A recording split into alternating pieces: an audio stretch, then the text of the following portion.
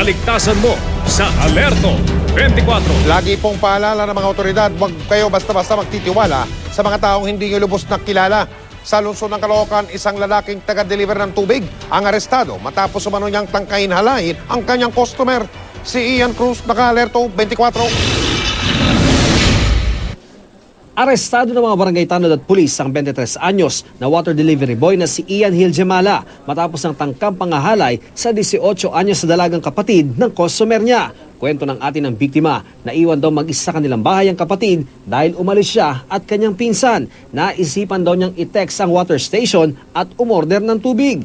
Pasado alas 11 ng umaga kanina nang dumating daw sa bahay nila ang suspect na tanging ang biktima lang ang nadatnan sa bahay. Nagbayad pa raw ang biktima sa suspect pero kulang ang perang naiabot sa suspect. Kaya bumalik daw ang biktima sa loob ng bahay para kumuha ng pera.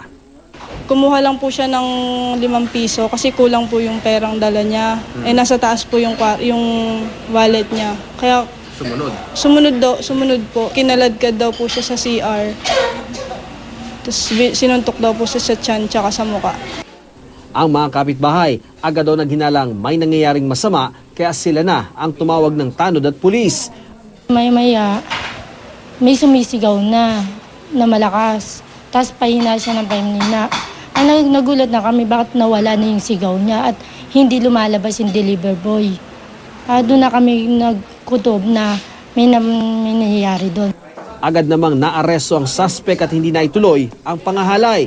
Labis ngayon ang pagsisisi ng suspect. Akit lang po. Dala po ng akit. Dala po ng sa mga espiritu po. Maharap sa reklamong attempted rape sa Caloocan City Prosecutor's Office si Gemela. Paalala ng pulisya sa publiko, huwag daw agad magtitiwala. Huwag nating bigyan ng oportunidad yung mga tao na makagawa ng kanilang mga ninanais na hindi naman maganda. Ian Cruz, naka-Alerto 24.